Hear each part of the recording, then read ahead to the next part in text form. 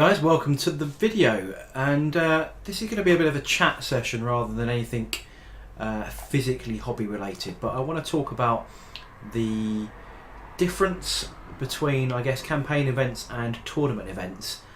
And this has come around because I'm actually going to be attending my first ever tournament. I've never been to a 40k tournament in the 20 plus years I've been in this hobby, and so it's something a bit new for me. I've been to many campaigns. I used to run campaigns, I've organised campaigns, I've participated in campaigns for the last 10 plus years from all over the UK, a lot at Warhammer World. Big thing for me was to attend, paint a really nice thematic army, go and see how it does against people that are typically not tournament players. Now, you always get one or two that maybe are, and they've got that bit of a list that you think, are you really at the right event for this? Should you be playing at a GT and not at a campaign? Because it's narrative driven, it's story driven, it's one side versus the other, it's well done by the events team at Warhammer World, and that's been my thing for a number of years, is to build a new army or expand on an existing army in accordance to the fluff and the background of the campaign pack that comes out for those events. But this year I thought, you know what, I'm going to try it. So I've got tickets to a small local event. I think it's only 20 people that are going, so it's a local club in Middlesex. I've never been there before. Me and a friend of mine are going to go. We don't expect to fare particularly well. I do know one guy and his son that go there regularly. They used to come into my store quite a bit and were very competitive, let's be honest. They were tournament players, they play regular local events. I think they even do the GTs, I'm not 100% sure. So you know the kind of, I wouldn't say rules lawyering, but they build very good lists. They are renowned for knowing their list inside out, which is one of the big things. Everyone forgets war gear items and stuff, but these guys know the abilities of their list, they know how to play opponents, and they know how to write army lists, and that's part of the tournament scene. One of the biggest things for tournament players is the ability to write a good list, and you can read and extract the most minuscule of details that turns out to be exceptionally important in a game. I've never been like that. I've always been a bit of a rule of cool. If something looks good, or I've just painted it and I add it to my army, then it gets used in the next game. Typically that always dies first. You know, the rule of new units is that they die first. But yeah, this time it's going to be a bit different. So I'm taking my Imperial Fists with an Imperial Navy flyer.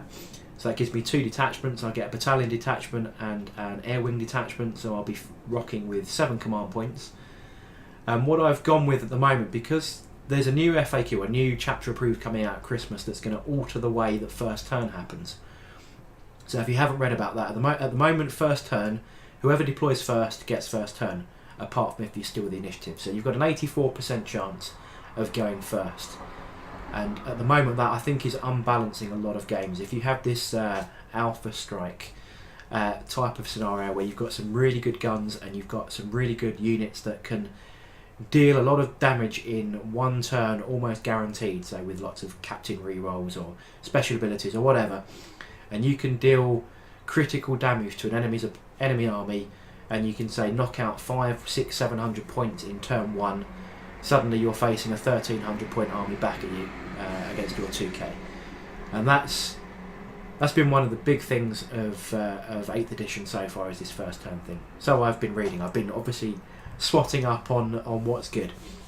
So I don't think my army's particularly great, but it does only have, if I want it, 4 deployments, so 4 drops, which should see a first turn. I don't have to be 4 drops, it's just that the transport vehicles I've got 20 plus capacity, so I can put a lot of infantry in vehicles, or my flyers. But I obviously am aware that the new boots on the ground rule could be effective, but I still have 32 infantry and a very hard tank, so I hope that boots on the ground, the rule about that doesn't come into play. If you're not familiar with boots on the ground, it means by turn 2, if you only have flyers on the table, then you auto lose the game, which I think stopped a couple of particular builds with Storm Raven spam, where you only have flyers, and flyers could secure objectives. Now flyers can't secure objectives, or they either can't or they won't be able to. I can't quite remember where that FAQ's up to at the moment. Either way, as I was going back, chapter approved at Christmas time is going to see a tournament standard rule that if you deploy first, you just get +1 to a roll off. So both sides will now roll off. Whoever gets the highest gets to choose first or second. But if you deployed first, you get +1 to that roll. So it does give you an advantage, but it's not an 84% advantage anymore, which I think is probably good for the game. So that's pretty much this video, to be honest. I'm going to be attending my first ever campaign. I'm going to be attending my first ever tournament. 20 people. I'm going with one person I know very well. A couple of people that I know that go there are very, very competitive. I am not, although some friends might say that I am, but I don't build competitive lists, shall we say. I might be competitive on the board, but I don't build competitive armies on the most part. So this is going to be an experience. If I get the wooden spoon, that will be an accomplishment. There are some good prizes apparently. I don't know what any of these are. But yeah, the event is on the bank holiday August weekend, so I think that's the 28th of August. So it's three or four games. I think it's 3 games, and we shall see how we do. So the army is all painted. It's all ready to go.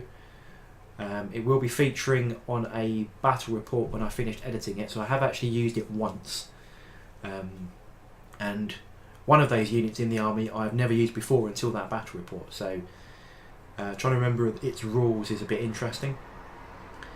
But yeah, we shall see how we do. 28th of August, mark that date. I shall give a report back and let you all know how I did. I'm sure there'll be some pictures floating around on Instagram. But before I sign off, I just want to sort of see what other people that are following the channel and subscribed or just even watched this video, what are your thoughts on campaign versus tournament? Are you a tournament type of person? What type of people do you expect? Are you a really competitive, you extract every bit out of a new codex or a new index and try and build a super powerful list to smush the enemy? Do you take what you've got? Do you take an army that you like and hope for the best? Are you more a campaign player where you like the fluff and the narrative and the background and want to play to a particular theme? Or are you just head to the shop, random pick up games and see what happens? Be interesting to see those different types of players and see what your thoughts and opinions are on it, really. But yeah, big venture for me, so we shall see how we do. But until then, I shall catch you on the next video.